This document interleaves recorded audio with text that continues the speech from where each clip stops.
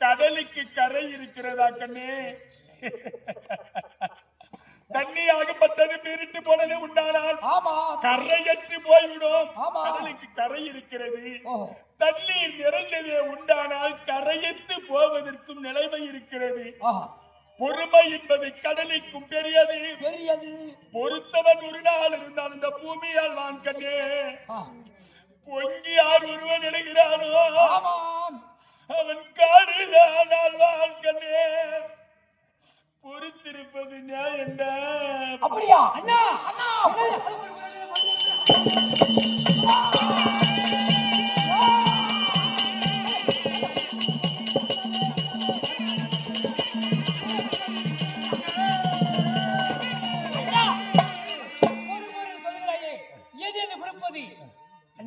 அண்ணா தம்பி மாறலே பொருங்களா, தம்பி மாறலே பொருளா சொல்றேன் அண்ணா. நாங்கள் எதை பொறுப்பது? எத்தனை காலம் பொறுப்பது? துரியோதனன் செய்த கொடுமை ஒன்றா இரண்டா பலவிதமான சூது மார்க்கம் செய்திருக்காங்க. எதை பொறுப்பது? குளிக்கின்ற குளத்திலே கூறுவது நாட்டே துரியோதனன், அதை பொறுப்பதா? போகின்றவர்களை பொய்க்குழி வெடி வைத்த துரியோதனன், அதை பொறுப்பதா? நடக்கின்ற வயதில் நச்சமிழ் நாட்டி வைத்த துரியோதனன், அதை பொறுப்பதா? படுக்கின்ற பாம்புகளை வைத்த துரியோதனன், அதை பொறுப்பதா? உண்ணுகின்ற சாதத்தில் விஷத்தை கலந்து வைத்த துரியோதனன், அதை பொறுப்பதா? அத்தனையும் பொறுக்கலாம். காசிக்கு போய் வழியிலே வாரணாசி எல்லையிலே அரக்குமா ஏற்படுத்தி ஐவர் ராஜாக்களை குடி போல செய்து துரியோதனன், அதை பொறுப்பதா? அதை பொறுப்பதா? இது எல்லாம் பொறுத்தா சரிதான். ஐவருக்குரிய பத்திரி பாஜனை கொண்டு போய் 60ஆம் படி ஏற்றி ஆடையெல்லாம் துயில் உறிந்தானே அந்த துரியோதனி துச்சோதனன், அதை பொறுப்பதா? இதை என்ன பொறுப்பது? எத்தனை காலம் காத்துக்கு ஓட்டினானே? ஆமா 13 கால் கழித்து வந்தால் நாட்டை தருவேன் என்று காட்டுக்கு ஓட்டினானே, அதை பொறுப்பது அண்ணா? எதை பொறுப்பது தம்பி? அண்ணா மாநிலத்தில் துரியமெல்லாம் மனிதர் யாரும் இல்லையே.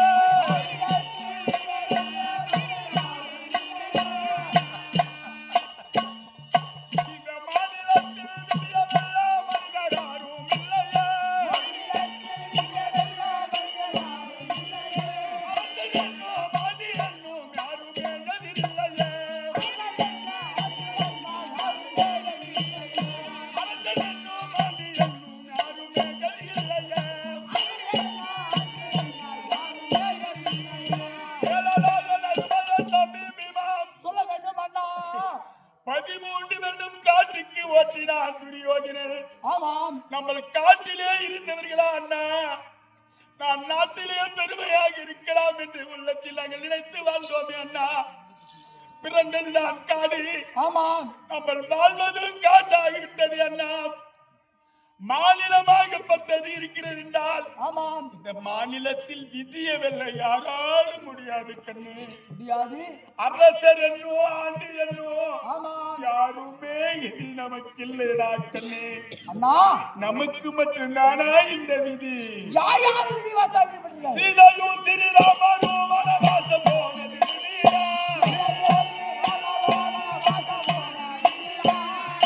அந்த சீதையும் ஸ்ரீராமரும் வனவாசம் போனது விதியா? சத்திரபதியும் அரசருந்து பாதியானது விதியா? அந்த சத்திரபதியும் அரசருந்து பாதியானது விதியா?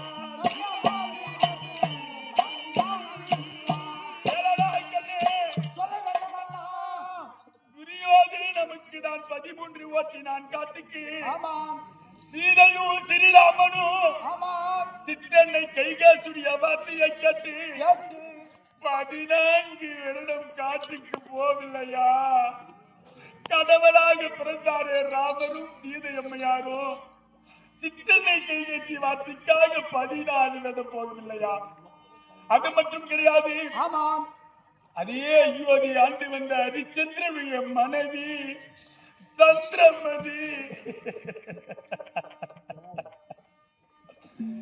விஸ்வாபுத்திரன் வார்த்தைக்காக சொல்லிக்காக கட்பட்டு ஆமாம் வாங்கினாரா? கடமில்லை, வாயார சொன்னார் கடன் தருகிறேன் என்று சொல்லி. அதற்காக ஆமாம் ஒருவரும் அந்த சந்திரமதி அம்மையார் போய் தாதி வேலை செய்யவில்லையா? அதாவது அவருடைய கணவர் இருக்கின்றாரே ஹரிச்சந்திர பூபதி, ஆமாம் அவர் போய் ஒரு வீரஜாமனிடத்தில் அடிமையாக இருக்கவில்லையா? அதெல்லாம் விதிடா. இன்பம் துன்பம் மாறி மாறி இரவும் பகல் போல் வருகுமே. இன்பம் துன்பம் மாறி மாறி இரவும் பகல் போல் வருகுமே. எளியே அழுத்த மாட்டை இசனாலும் ஆகுமா? எளியே அழுத்த மாட்டை இசனாலும் ஆகுமா? என்னடா கண்ணே? அன்று பிரம்மதேவனாகப்பட்டவன் ஆமாம் ஒரு தாயின் வயிற்றில் நம்ம கர்ப்பமாக இருக்கின்ற வேளையில் ஆமாம் இனியார் இப்படிதான் வாழ வேண்டும் ஆமாம் அப்படி அந்த சிசுவியாகப்பட்டது தாயின் வயிற்றில் இருக்கின்ற போது அவர் தலையிலே எழுதினாராம் பிரம்மதேவன். அன்று எழுதிய எழுத்தை மாத்த ஈசனாலும் ஆகாது கண்ணே. இன்பமும் ஒரு மனிதனுக்கு துன்பமும் மாறி மாறி இரவும் பகலும் வரும். ஆமாம் பாயிலேயே படுத்திருக்கக்கூடியவன் பாயில் இருக்க மாட்டான்பா. கிடையாது. ஒரு நாளைக்கு அவன் பெட்டில் படுத்து தூங்குவான். ஓஹோ அதே மாதிரி நமக்கு காட்டுக்கு ஓட்டி நம்ம காணும் காலகத்தில் காலங்கழிக்கிறோம். ஆமாம் அவன் நாட்டில் இருந்து காலத்தை ஓட்டுகிறான். அவனுக்கு அது நாடு இல்லடா கண்ணே. யார் இருந்தாது? ஒரு நாளைக்கு அவனுக்கு அது சுடுகாடு. இன்று அவன் நினைத்திருக்கிறான் இது நமக்கு நாடு என்று. ஒரு நாளைக்கு அவனுக்கு சுடுகாடுடா கண்ணே. அதற்காக நீங்கள் கொதித்து எழுவது ஆமா நியாயம் இல்லை. பாஞ்சாலியா பட்ட ஒவ்வொரு வருடமாக இது நியாயம் இல்லை. இது என்ன காரணம்? தாய்க்கு பின்னே தாரம் என்று சொல்வார்கள். உண்மைதான். பெற்ற தாய்க்கு தெரியுமா குழந்தை உடைய பசி? எவ்வளவு நேரத்துக்கு நம்ம புள்ள பசி அழுவோம், எவ்வளவு நேரத்திற்கு நம்ம பால் கொடுக்குவோம், அன்னம் கொடுக்குவோம் என்று சொல்லி பெற்ற தாய்க்கு தெரியுமா அம்மா? அதே தாய்க்கு தெரியக்கூடிய பசியாகப்பட்டது தாய்க்கு பின்னே தாரம் என்று சொல்வார்கள். கட்டிய மனைவிக்கு தெரியுமா கணவர் எவ்வளவு சாப்பிடுவாரு, என்ன வேலை செய்வாரு, அவர் கை வலியா கால் வலியா எந்த விதத்தில் இருக்கிறார் நம்ம கணவன் என்பது அந்த தாலி கட்டிய மனைவிக்கு தெரியும். இந்த விதி என்பது நம்மளை விட்டு போனதில்லை. அந்த விதி என்பது எடுத்துக்காட்டாக தம்பிமாரிடத்திலே நீ சொல்வது, தம்பிமாரெல்லாம் கொதித்து எழுவது, அண்ணா உன் கண் மட்டும் ஜாடை காட்டுங்கள், உன் வாய் மந்திரம் அசைந்தால் போதும் அண்ணா, அந்த அசனாபுரத்திலே சென்று துரியனுடைய சேனைகள் எல்லாம் போடி போடியாக்கி வருகிறேன் என்று அன்று கட்டளை இருக்கிறது இல்லையா தாயே? 12 ஆண்டு வனவாசம், ஓராண்டு அஞ்ஞான வாசம். அவன் மற்றும் துரியோதனன் சொன்ன வண்ணமாக வந்தோமா? குரு பெரியவர்களெல்லாம் பெரியோர்கள் எல்லாம் துரோணாச்சாரியார், விருப்பாச்சாரியார், கிருபாச்சாரியார், அஸ்வத்ராமன், சித்தப்பா, விதுர பெருமான் அத்தனை பேர்கள் இருக்கின்ற போது வாயால சொன்னானா துரியோதனன், தண்ணிலே எழுதினால் ஓடிடும், மண்ணிலே எழுதினால் மறைந்திடும் என்று சொல்லி அத்தனை பேர்களை முன்னணியிலே வைத்து வட்டப்பாறை மீது பாச்சானமாக அடித்தான். அதை அறிந்துதானே நம்ம காட்டுக்கு வந்தோம். காட்டுக்கு வந்தது அத்தனை பேருக்கும் தானே அவன் சொன்னது தெரியும். அது தெரிந்தும் வருவது மன்னரிடத்தில் இந்த கூந்தலை எடுப்பது பாருங்கள் மன்னா அவன் போரத்தை அப்படின்னு சொல்வது. எவ்வளவு கூந்தலை வைத்திருந்தாலும் கோயிலுக்கு கும்பிட்டுக்கிறவங்க மொட்டை அடிக்கிறவங்க அடிக்காது விட்டுருவியா? அடிச்சுதாங்க ஆகணும். அது என்ன நம்ம கடமை இல்லையா? கடமையே செய்ய வேண்டும் மனிதனாக. அதை போல இது ஒரு கடமை நமக்கு. இந்த கடமைக்காக எத்தனை 9 வருடம் முடிந்தது. இன்று 10வது வருடம் முடித்தால் 3 வருடம் இருக்கிறது. அந்த 3 வருடம் முடித்து போனால் துரியோதன் பாதை தவற மாட்டான். சரி, அண்ணன் எப்போ தர்மண்ணா வருவார், அவருக்கு சேர வேண்டிய பகுதி நாட்டை தருவோம் என்று சொல்லி எதிர்பார்த்து நின்றிருப்பான் துரியோதனன். அதற்காக உன்னை நான் வணங்கி கேட்கிறேன் தாயே, இதற்கு மீது என் தம்பிமார்களிடத்திலே வருவது, கூந்தலை எடுத்து காட்டுவது, கண்ணிலே தாரதாரியா கண்ணீர் சிந்துவதை அதை மாத்திரம் மறந்துவிடம்மா. என்னங்க இந்த பாஞ்சாலி, நான் இந்த கானகத்திலே இவர் ஆட்சாக்களோட நான் வசித்து வருகிறேனே தவிர எனக்கு சொந்த பந்தம் யாருங்க இருக்கிறாங்க?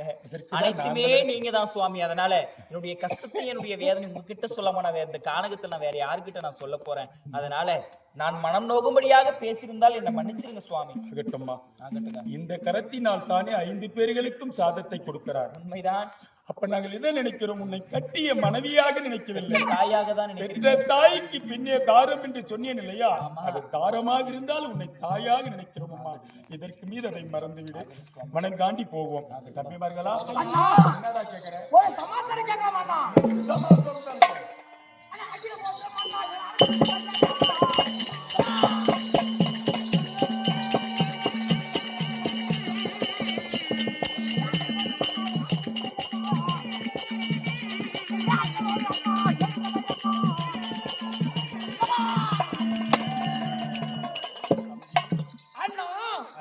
அகில உலகம் போற்றிடும் அண்ணா, எங்களை அழைத்து விடுங்கள் அண்ணா. தம்பிமார் வர வேண்டும், காய்கறி பறிக்க சென்ற தம்பிமார் வர வேண்டும், பத்திரி பாஜை வர வேண்டும் என்று அழைத்த சமாச்சாரம். தம்பி, இன்றோட 9வது வனம் ஓமுரு சிவன முடிய போகிறது. நம்ம வெடிந்தால் வேற வனம் போக வேண்டும் அல்லவா? அதற்காக நீங்கள் வாரி தம்பி மார்களா.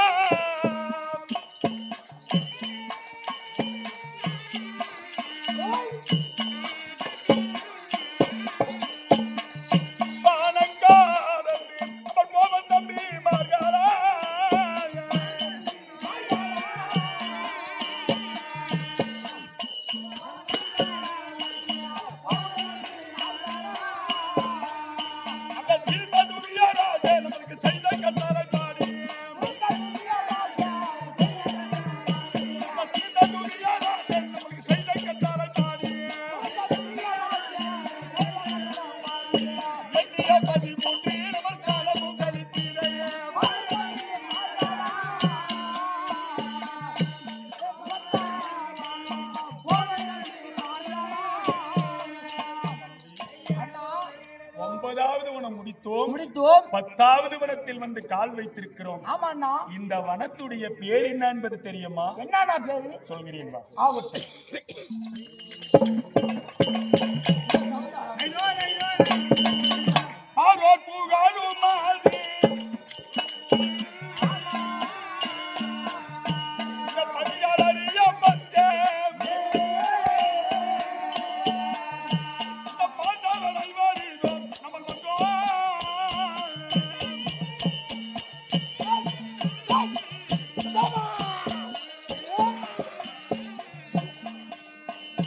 பாலை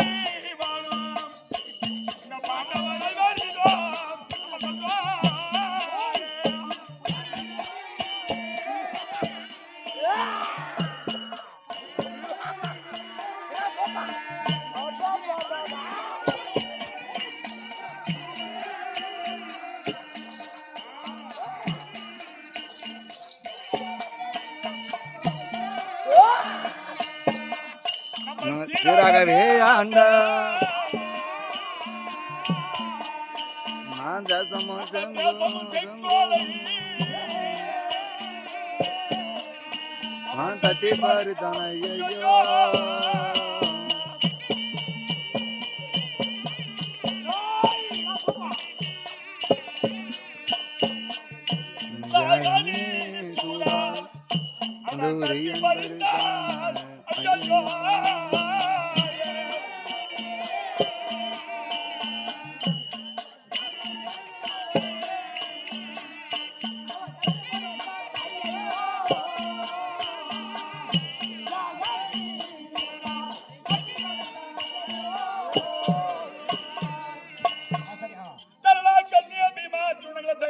சொல்ல வேண்டாமா? 9வது வனம் விட்டு ஆமாம் 10வது வனம் வந்திருக்கின்றோம். ஆமாம் இந்த 10வது வனத்திற்கு பெயர் தான் பாலைவனம். பாலைவனம். ஆமா. ஆஹா. அப்படி பாலைவனம் நம்ம வந்திருக்கிறோம் என்றால் ஆமாம். இந்த வனத்துடைய நீங்க பெருமைகளை நீங்கள் சொல்ல வேண்டுமையானால் ஆமாம். பாராய் தம்பி வனங்கள் பார்க்க பார்க்க